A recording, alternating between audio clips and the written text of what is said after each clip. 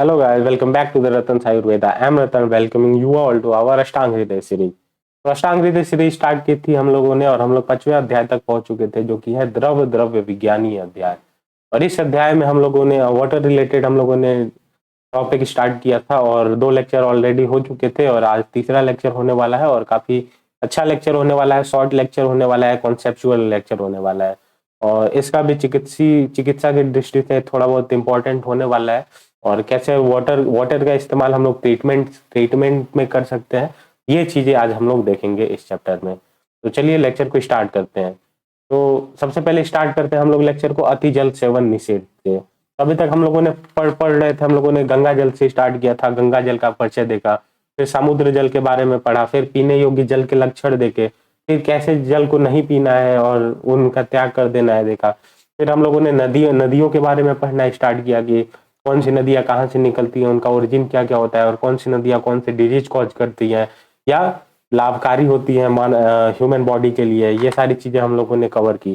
तो नदियों के बाद हम लोगों ने कूप आदि जल को देखा, कूप का जल हो गया, तालाब का झील हो गया। तो ये बेसिकली देश पे निर्भर करता है कि देश कैसा है, वैसे ही वहाँ के कूप तालाब झील आदि का जल वैसा ही हो जाएगा। लेकिन अब हम लोग थोड़ा क्लिनिकल पॉइंट ऑफ व्यू पे जाते हैं और देखते हैं कि अति जल सेवन से क्या क्या दिक्कत हो जाता है। अति जल सेवन यानी कि excess amount of water intake. Excess amount of water intake अगर कोई बंदा कर रहा है तो क्या होता है। तो देखो, सबसे पहले तो यहाँ पे वार्निंग लिखी हुई है कि शक्ति से अधिक जल नहीं पीना चाहिए, यानी शक्ति से अधिक जल पीना ही नहीं चाहिए। क्यों नहीं पीना चाहिए? क्योंकि देखो, हम लोगों ने पढ़ा हुआ था, पहले ही मैंने बता चुका था फर्स्ट चैप्टर में, कालार्थ कर्मणा योग्यो हीन मिथ्या अति मात्रक संयोग विज्ञेयो रोगा रोगे के कारणम। तो किसी भी चीज का हीन मिथ्या और अति योग नहीं करना चाहिए। तो अगर पानी का भी अति योग करते हैं हम लोग, तो हम लोग को डिजीज, बहुत सारी डिजीज देखने को मिल सकती है। इंस्टेंटली नहीं देखने को मिले, लेकिन हम लोग को डिजीज देखने को मिलेगी ह्यूमन बॉडी में। तो इसीलिए यहाँ पे अति जल सेवन का भी निषेध माना गया है, चाहे वो कोई भी जल हो। तो शक्ति से अधिक जल नहीं पीना चाहिए, पहले ही वाघभट जी ने वार्निंग दे दिया है। और अगर व्यक्ति पीता है तो उसे बहुत सारी समस्याओं का सामना कर सकता है। तो अब देखो, अब क्या बता रहे हैं यहाँ पे कि मंदाग्नि वालों को या फिर गुल्म रोगियों को, पांडु हो गया, उदर हो गया, अतिसार हो गया, अर्श हो गया, ग्रहणी हो गया, शोष हो गया, शोथ हो गया, इन सारे रोगियों को अल्प मात्रा में ही पानी जल पीना चाहिए। अगर ये सारी चीजें, ये सारी दिक्कत अगर किसी व्यक्ति को देखने को मिल रही है, तो उस व्यक्ति को अल्प मात्रा यानी कि कम मात्रा में ही पानी पीना चाहिए। और अगर excessive amount of water intake करता है तो फिर ये सारे डिजीज बढ़ के असाध्य की श्रेणी में आ जाएंगे, फिर उनका ट्रीटमेंट भी असंभव हो सकता है। तो मंदाग्नि यानी कि जिसका अग्निमंद है, गुल्म हो गया, पांडु हो गया, एनीमिया लाइक कंडीशन, उदर हो गया, एब्डोमिनल डिसऑर्डर, अतिसार, डायरिया लाइक कंडीशन वगैरह हो गया, अर्श ग्रहणी, सोत वगैरह मैंने बता ही दिया है। तो ये सारी कंडीशन अगर किसी व्यक्ति को देखने को मिलती है तो उसे अल्प मात्रा में ही जल पीना चाहिए। और शरद एवं ग्रीष्म ऋतु को छोड़कर अन्य सभी ऋतुओं में स्वस्थ व्यक्ति को थोड़ा थोड़ा जल पीना चाहिए। देखो, शरद ऋतु और ग्रीष्म ऋतु में बताया गया है कि थोड़ा सा एक्सेस अमाउंट ऑफ वाटर, यानी कि जो नॉर्मल लेवल रहता है उससे थोड़ा सा एक्सीड कर सकते हैं। अब ऐसा नहीं है कि गर्मी का दिन है तो तुम 10-15 लीटर पानी पिए जा रहे हो, या फिर हर हर 5-5 मिनट पे पानी पीते जा रहे हो, तो इतना भी नहीं करना है। लेकिन जो नॉर्मल लेवल है, जैसे मान लो अगर तुम्हारा इनटेक है 5 लीटर का, तो 5.5 लीटर या 6 लीटर तक एक्सीड कर सकते हो। आधा 1 लीटर बढ़ा सकते हो, जो नॉर्मल इनटेक है व्यक्ति का। वो पर्सन से पर्सन डिपेंड करता है, एज के हिसाब से भी और मेल फीमेल बॉडी के हिसाब से भी। लेकिन देखो, शरद और ग्रीष्म ऋतु को छोड़ में जो है वो एक्सीलेंस अमाउंट ऑफ वाटर का इंटेक किया जा सकता है। लेकिन अन्य ऋतुओं में क्या है, थोड़ा थोड़ा जल पीना है, यानी कि जितना भी नॉर्मल लेवल है उतना ही जल पीना है। और वो बॉडी का अंदर से आता है। जैसे तृष्णा वेग हो गया तो बॉडी को अंदर से पता चलता है, क्षुधा वेग हो गया अंदर से पता चलता है। वैसे ही कब पानी पीना है, ये खुद बॉडी को फील होता है, सिग्नल भेजता है हाइपोथैलेमस पे, तो वहां से थ्रस्ट सेंटर एक्टिवेट होता है, तो हमें पता चलता है कि अब हमें पानी पी लेना चाहिए। तो जैसे ही हमें प्यास लगती है, पानी पी लेना चाहिए। तो लेकिन अति जल सेवन का निषेध माना गया। और ये सारी कंडीशन अगर देखने को मिल रही है तो इन सारी डिजीज वगैरह में तो ज्यादा excessive amount of water intake नहीं करना है। अब देखो क्या कह रहा है, risk of drinking too much water after eating. अब थोड़ा देख लेते हैं कि अगर खाना वगैरह खाने के बाद से अगर एक्सेसिव वाटर में अगर वाटर इंटेक किया जाए तो क्या क्या प्रॉब्लम हो सकती है। तो सबसे पहले डाइल्यूशन ऑफ डाइजेस्टिव एंजाइम। हम लोग को पता है बहुत सारी डाइजेस्टिव एंजाइम बॉडी में रिलीज होती है जो कि एक पर्टिकुलर पीएच पे वर्क करती है, लेकिन अगर हम लोग वाटर का इंटेक कर ले तो वही सारी जितनी भी एंजाइम्स होंगी वो डाइल्यूट हो जाएगी और उनका वो प्रॉपरली वर्क नहीं कर पाएंगी। Blotting and gas related disorder देखने को मिल सकता है। न्यूट्रिएंट्स एब्जॉर्प्शन इशू हो सकता है, आसानी से एब्जॉर्प्शन में भी दिक्कत आएगी। साथ ही क्या होगा, इंक्रीज यूरिनेशन, अगर बहुत सारे excessive amount of water P रहे हैं तो यूरिनेशन बढ़ जाएगा बॉडी का। स्टमक डिस्कम्फर्ट हो जाएगा, स्टमक डिस्कम्फर्ट देखने को मिलेगा। साथ ही रिस्क ऑफ वाटर इंटॉक्सिफिकेशन, जब हम लोग बहुत सारा वाटर अगर एक्सेसिव अमाउंट में वाटर अगर पी लेते हैं तो वाटर इंटॉक्सिकेशन हो जाता है, तो वो वाटर जो होता है वो टॉक्सिक का रूप ले लेता है।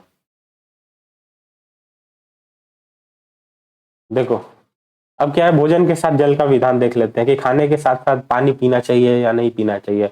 देखो मॉडर्न मॉडर्न क्या बोलता है कि खाने के पहले पानी पी लो, या फिर बहुत सारे डॉक्टर्स के बीच में कॉन्ट्रडिक्टरी भी रहता है ये सारी चीजें कि खाना खाने के बाद बीच में पिया जा सकता है, नहीं पिया जा सकता है। लेकिन अभी हम लोग बात कर रहे हैं कि वाग्भट जी द्वारा तो अष्टांग हृदय में क्या कहा गया है। तो अष्टांग हृदय में देखो क्या कहा हुआ है, सम स्थूल कृषा भुक्त मध्यांत प्रथमाम्बु पा। तो इसका इन वाग्भट जी के कहने का मतलब है कि भोजन के अगर बीच बीच में कोई व्यक्ति अगर वाटर का इंटेक करता है तो क्या है, वो व्यक्ति सम शरीर का होता है, यानी कि नॉर्मल फिजियोलॉजी का होता है, नॉर्मल उसका एनाटॉमी, नॉर्मल बॉडी उसका रहता है, सम शरीर का रहता है मीडियम अवस्था में। और अगर भोजन के बाद अगर वाटर इंटेक करता है तो वो व्यक्ति स्थूल शरीर का हो जाता है। स्थूल से यानी कि यहाँ पे ओबेसिटी से रिलेट कर सकते हैं। इनके कहने का मतलब है वाग्भट जी के कि अगर भोजन के बाद में अगर हम लोग वाटर का इंटेक करते हैं तो वो व्यक्ति ओबेस हो जाता है, स्थूल शरीर का हो जाता है। लेकिन वही व्यक्ति अगर भोजन के पूर्व में ही वाटर का इंटेक करता है तो भोजन के पूर्व में वाटर का इंटेक करने से वो व्यक्ति कृष शरीर का हो जाता है। तो अब आप लोग के भी मन में आ रहा होगा कि क्वेश्चन की ठीक है, बीच बीच में माना कि वाटर का कुछ सब्सटेंस रहता है, लिक्विड भी स्टमक में होना चाहिए इसलिए सम शरीर का होगा। बाद का भी समझ में आ रहा है कि ठीक है, बाद में वाटर का इंटेक करेंगे तो व्यक्ति बहुत सारी प्रोसेस चलती है बॉडी में, ग्लूकोनियोजेनेसिस, ग्लाइकोनियोजेनेसिस, तो बॉडी ओबेस हो जाएगी। लेकिन पूर्व में पानी पीने से व्यक्ति कृष कैसे हो जाएगा, पतला कैसे हो जाएगा, तो ये बहुत सारे लोगों के अंदर क्यूरोसिटी रहती है और ये क्वेश्चन आता ही आता है माइंड में। तो देखो अगर भोजन के पूर्व में ही अगर हम लोग पानी पी ले रहे हैं, देखो भोजन के पूर्व में पानी पी लिया हम लोग तो वो व्यक्ति का पेट भर गया,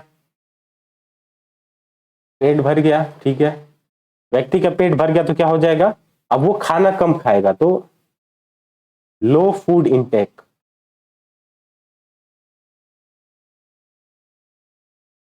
तो देखो भोजन के पूर्व में ही पानी पी लिया तो व्यक्ति का क्या हुआ, पेट भर गया। अब स्टमक फुल हुआ फील हो रहा है इसको, तो ये अगर ये अभी थोड़ा ही सा खाना खाया तब तक इसका पेट भर गया, इसको ऐसा ऐसा सिग्नल गया, ब्रेन से सिग्नल आया कि भाई ठीक है, अब तुम्हें ज्यादा कैलोरी की जरूरत नहीं है, तुम्हारा पेट भर चुका है ऑलरेडी, स्टमक फुल हो चुका है।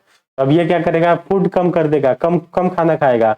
अब ये कम खाना खाएगा तो क्या होगा, ये कृष शरीर का हो जाएगा, कृष शरीर का हो जाएगा व्यक्ति। तो अब समझ में आया कि भोजन के पूर्व में अगर पानी पी लिया तो उसका पेट भर गया, पेट भर गया तो वो कम खाना खाया, लो फूड इंटेक किया, लो फूड इंटेक किया तो वो क्या हो गया, कृष शरीर का धीरे धीरे होने लगा।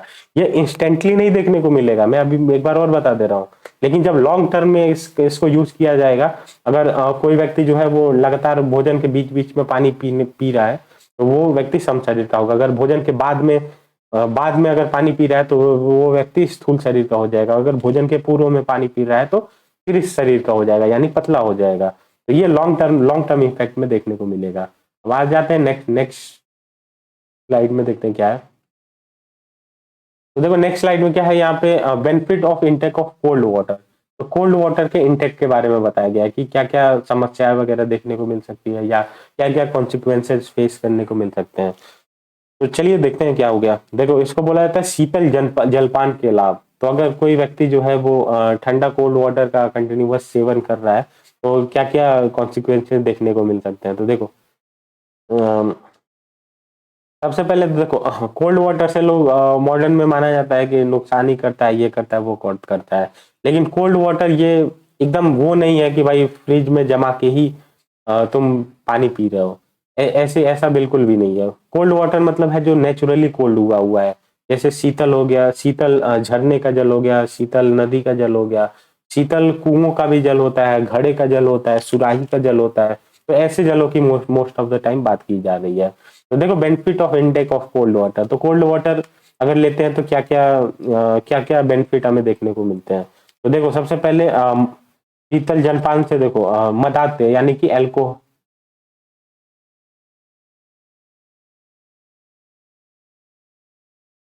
एल्कोहलिज्म में हमें फायदा देखने को मिलेगा। यानी कोई व्यक्ति अगर ड्रिंकिंग वगैरह कर रहा है तो उस केस में हमें राहत देखने को मिलेगी। साथ ही देखो ग्लानी, ग्लानी यानी कि दुख की स्थिति में भी हमें ठंडा वाटर, देखो यहाँ पे सिर्फ फिजिकल की बात नहीं की जा सकती है। हम लोगों ने मानसिक दोष पढ़े थे, रजस तमस मन सो दो चा दो सा उहाड़ दो, उसकी भी बात की जा रही है यहाँ पे।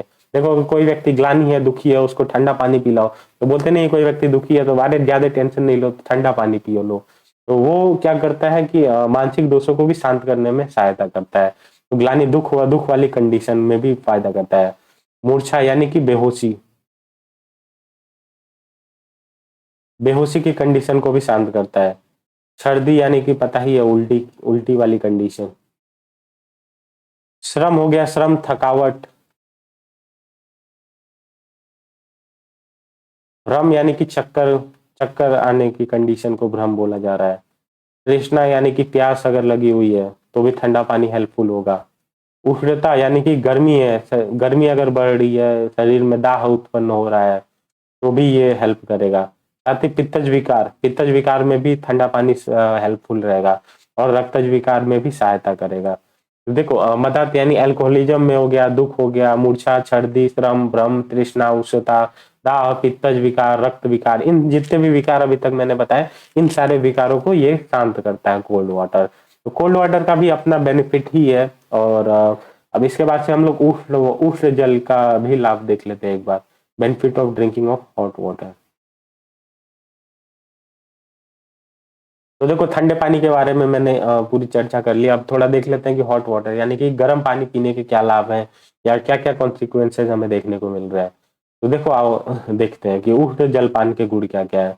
तो उष्ण जल जो होता है किस किस चीज में सहायक होता है। दीपन हो गया, पाचन हो गया, कंठ के लिए हितकर हो गया। दीपन पाचन यानी कि डाइजेस्टिव सिस्टम के लिए हेल्पफुल है। कंठ के लिए हेल्पफुल है यानी कि जो थ्रोट वगैरह हो गया, बोलने में जो हो गया, गाने में जो हम लोग का कंठ जो हेल्प करता है। तो देखना क्या होते हैं जो सिंगर्स वगैरह होते हैं वो लोग बीच बीच में हॉट वाटर लेते रहते हैं और वो एग्जैक्टली पी नहीं लेते हैं वाटर को, थोड़ा सा गले में हल्का सा रखते हैं ऐसे सर ऊपर करके कि जो उनका थ्रोट होता है वो खुल जाता है, तो वोकल कॉर्ड अच्छा हो जाता है और वॉइस अच्छे से आने लगती है। तो इसलिए यहाँ पे बोला गया है जो ड्रिंकिंग हॉट वाटर है वो कंठ के लिए हितकर होता है। साथ ही ये लघु होता है, इजिली टू डाइजेस्टेबल होता है, बस्ती का शोधक होता है, हिक्का आदि में हेल्पफुल होता है, हिचकी आदि में भी सहायता करता है। आदमान यानी कि पेट फूलना। तो देखो एब्डोमिनल डिसऑर्डर है, पेट आगमान वाली कंडीशन है, तो इसमें भी हॉट वाटर हेल्पफुल रहता है। वातज विकार में भी हेल्पफुल रहता है। श्लेष्मस यानी कि कफज विकार में भी हेल्पफुल रहता है। तो वात और कफ दोनों में हॉट वाटर जो होता है वो हेल्पफुल रहता है। साथ ही संशोधन के तत्काल पश्चात भी इसका उपयोग किया जा सकता है। अगर किसी व्यक्ति ने संशोधन वगैरह लिया हुआ है, ट्रीटमेंट लिया हुआ है, पंचकर्म वगैरह लिया हुआ है, तो उसके बाद भी हॉट वाटर का सेवन किया जा सकता है। नव ज्वर में हेल्पफुल रहता है यानी कि नव ज्वर। तो नव ज्वर किसको बोलते हैं, एक्यूट फीवर को। एक्यूट फीवर, एक्यूट फीवर को नव ज्वर बोला जा रहा है। साथ ही काश में यानी कि खांसी वगैरह में हेल्पफुल रहता है। आमाजीड़ यानी कि डाइजेस्टिव सिस्टम अच्छे से वर्क नहीं कर रहा है, तो ऐसी कंडीशन में फूड प्रॉपर पचा नहीं है तो भी इसका हॉट वाटर का उपयोग किया जा सकता है। पीनस यानी कि रनिंग नोज के कंडीशन में, अगर रनिंग नोज हुआ है व्यक्ति को तो भी इसका उपयोग किया जा सकता है। श्वास हो गया कि श्वास आदि के कंडीशन में भी इसका उपयोग किया जा सकता है। जैसे क्या होता है कि थ्रॉट वगैरह में या फिर जो अपना थ्रॉट वगैरह एरिया में क्या होता है कभी कभी कफ वगैरह इकट्ठा हो जाता है, तो हम लोग हॉट वाटर जिससे सांस लेने में दिक्कत आती है, तो हम लोग हॉट वाटर लेते हैं तो वो क्या करता है इसको क्योर कर देता है। साथ ही पास वसूल यानी कि कहीं पेन पेन वगैरह वाली कंडीशन हो रही है तो वो भी हेल्पफुल होता है ये हो गया हॉट वाटर के जितने भी बेनिफिट वगैरह हो सकते थे ये मैंने एक्सप्लेन कर दिया। तो देखो इसमें एक एक एक चीज है। श्लोक ही मैं पढ़ा रहा हूँ टोटल, देखो श्लोक का एक एक वर्ड मैंने यहाँ पे लिख दिया और अच्छे से एक्सप्लेन कर दिया एकदम एकदम इजी वे में। जैसे दीपन हो गया, पाचन हो गया, कंठ हो गया, देखो ऐसे सारे सारे चीजें पूरी मैंने अच्छे से एक्सप्लेन कर दी। अब थोड़ा एक्स्ट्रा पॉइंट्स वगैरह में देख लेते हैं। देखो ऊपर लिखा हुआ है क्या है, benefits of water at different temperature. तो देखो वाटर अगर हॉट वाटर है और कोल्ड वाटर है तो दोनों का कंपेरिजन कर दिया गया है। तो हॉट वाटर जो होता है वो रिलीव करेगा नेजल कंजेशन में, डाइजेशन वगैरह में हेल्प करेगा, कॉन्स्टिपेशन में हेल्प करेगा, स्ट्रेस लाइक कंडीशन है तो इसमें भी हेल्प करेगा, improve blood circulation, blood circulation को अच्छा करेगा। कोल्ड वाटर का देख लेते हैं, कोल्ड वाटर के क्या क्या बेनिफिट्स है। तो keep body temperature from over heating, over heating से बॉडी टेम्परेचर को बचाता है, वेट लॉस वगैरह में हेल्प करता है, improve skin health, improve skin health. देखो कई लोगों ने देखा होगा कि लोग पूछते हैं कि लोग बहुत सारे लोगों से कि आपकी आपकी ब्यूटी का राज क्या है। तो वो बोलते हैं कुछ नहीं, बस मैं ठंडे पानी से अपने फेस को दिन में 4-5 बार धोता हूँ या धोती हूँ। ये क्या होता है कि बेसिकली ये स्किन इम्प्रूवमेंट में भी हेल्प करता है कोल्ड वाटर। तो स्किन हेल्थ में भी फायदा करता है, साथ ही बूस्ट एनर्जी, एनर्जी वगैरह में भी बूस्ट करता है, साथ ही इम्यून सिस्टम फंक्शन वगैरह को भी बूस्ट करता है। तो ये सारी चीजें थी जो भी बेनिफिट्स वगैरह हो गया हॉट वाटर और कोल्ड वाटर के बारे में मैंने बता दिया, और इन दोनों का कंपैरिजन भी करके मैंने बता दिया। अब नेक्स्ट स्लाइड में देख लेते हैं कि क्या क्या बचा हुआ है अभी।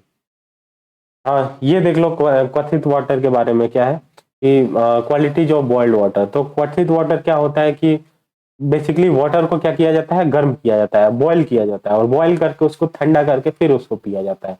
क्योंकि मान लो खौलते हुए वाटर को तो आदमी पी नहीं पाएगा, तो क्या किया जाता है, वाटर को बॉइल्ड किया जाता है और ठंडा किया जाता है। हम लोग बचपन से ही पढ़ते आ रहे हैं कि बॉईल करके पानी को पीना चाहिए। क्यों पीना चाहिए उसका, ये सारी आयुर्वेदिक कारण तो अभी मैं एक्सप्लेन करूंगा, लेकिन जो बेसिक चीज है कि कोई भी पानी जो है वो उसको उबाल के, और उबाल के जब वो हल्का ठंडा हो जाए तभी उसे पीना चाहिए। तो इसमें क्या होता है कि वाटर हम लोग जो भी वाटर का इंटेक करते हैं वो हमेशा 100% प्योर नहीं होता, उसमें कुछ ना कुछ अशुद्धियां मिली ही रहती है। भले ही वो 5% हो, 10% हो, 2% हो, लेकिन कुछ ना कुछ हार्मफुल बैक्टीरिया हो गया या हार्मफुल फंगस वगैरह हो गया, आ ही जाते हैं वाटर में कहीं ना कहीं से। तो जब हम लोग वाटर को बॉईल करते हैं तो हाईली टेम्परेचर होता है, अप्रॉक्स 100-110 डिग्री सेल्सियस के आसपास होता है बॉइलिंग टेम्परेचर।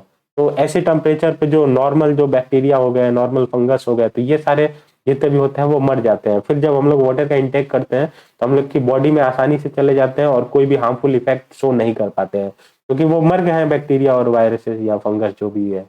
तो ये नॉर्मल यूज है और बचपन से हम लोग को पढ़ाया जाता है। अब थोड़ा सा आयुर्वेद से रिलेटेड और भागवत जी ने क्या बताया है इसके बारे में पढ़ लेते हैं। अनअभिष्यंदी, तो देखो यहाँ लिखा हुआ है मैंने, अनअभिष्यंदी होता है यानी कि अभिष्यंदी नहीं होता है।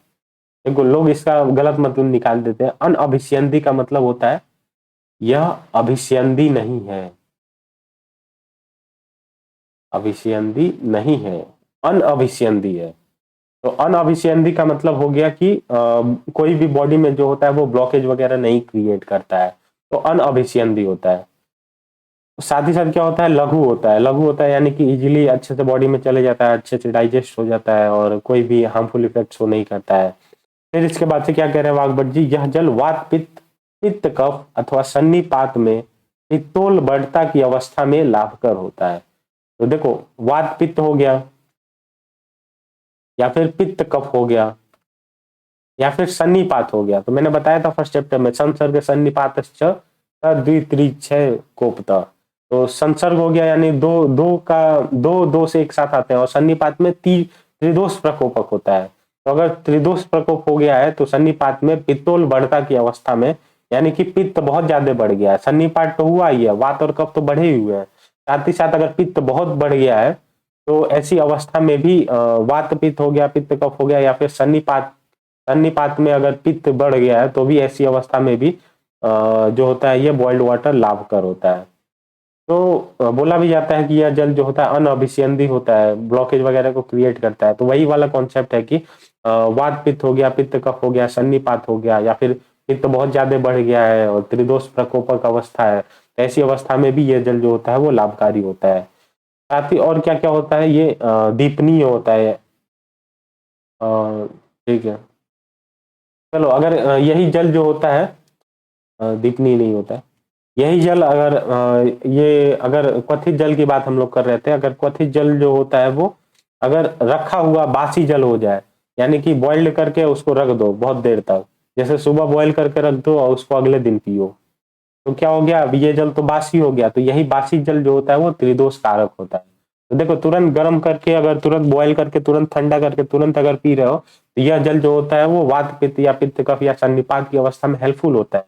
लेकिन अगर बासी जल करके पी रहे हो तो यही जल जो होता है वो त्रिदोष कारक हो जाता है, यानी वात भी बढ़ाएगा, पित्त भी बढ़ाएगा और कफ तो बढ़ाएगा ही बढ़ाएगा। तो देखो वात पित्त कफ तीनों को बढ़ाने लगेगा, यही जल त्रिदोष कारक हो जाएगा। तो ठीक है, अब क्वथित जल के बाद देख लेते हैं और क्या क्या है।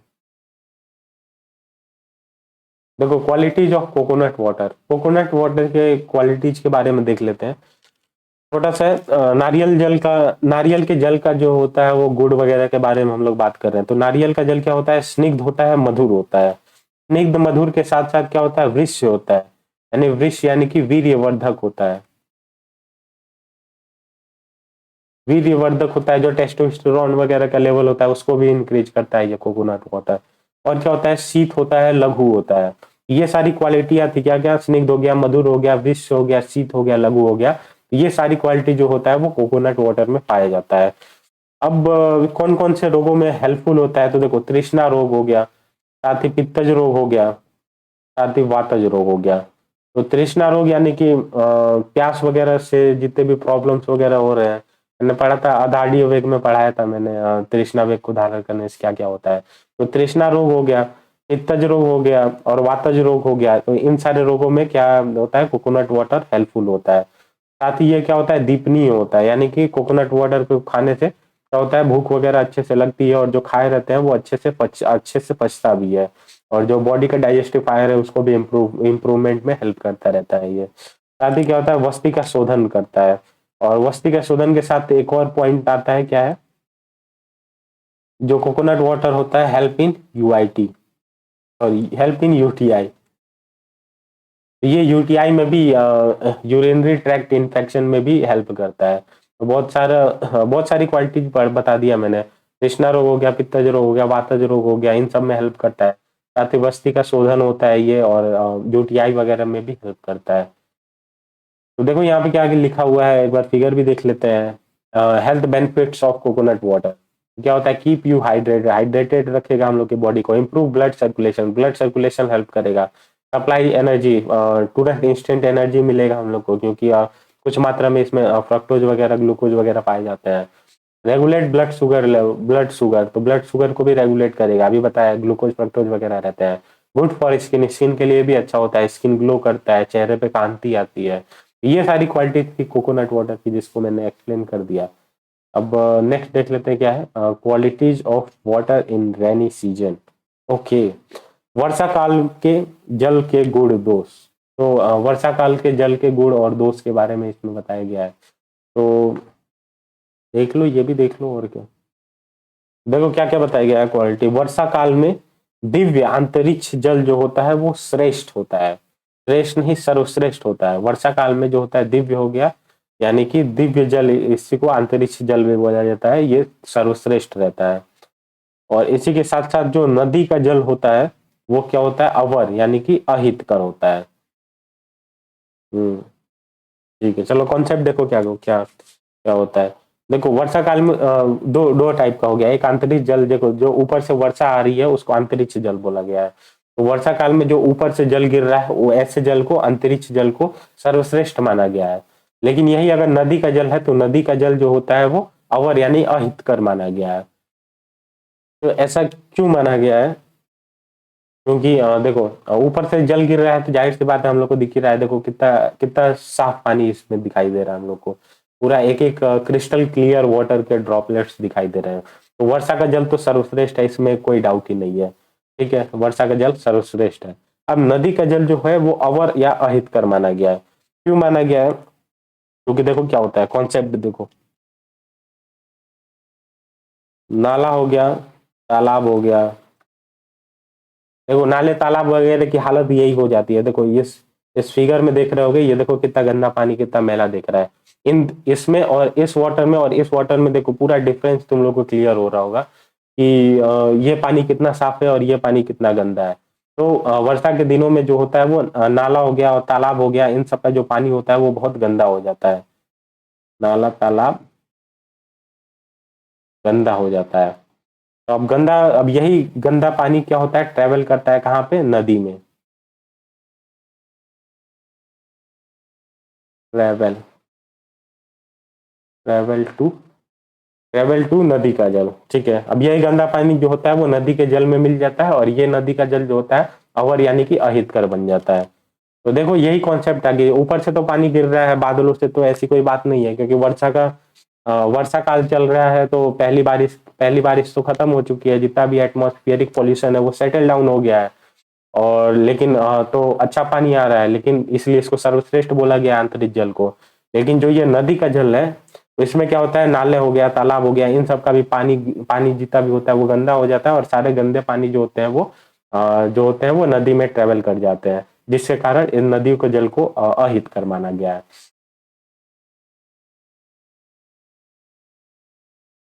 ठीक है, तो ये सारे कॉन्सेप्ट है, और वाटर से रिलेटेड, और वाटर तो अब पूरा लगभग खत्म ही हो गया है। अब दो क्वालिटीज ऑफ मिल्क अब नेक्स्ट लेक्चर से स्टार्ट करेंगे। और इस लेक्चर को तब इतना ही रखते हैं। बाकी पढ़ते रहिए, एग्जाम नज़दीक है, और अच्छे से पूरा टॉपिक्स कवर करते जाओ धीरे धीरे। बाकी जितना मैं करा रहा हूँ इतना पढ़ते जाओ, हो जाएगा। और बाकी कोई भी क्वेरीज वगैरह अगर आ रही हो तो फिर इंस्टाग्राम हैंडल लिया हुआ है, कांटेक्ट कर सकते हैं। और बाकी तब तक के लिए मिलते हैं नेक्स्ट लेक्चर में, फिर जय हिंद गाइस।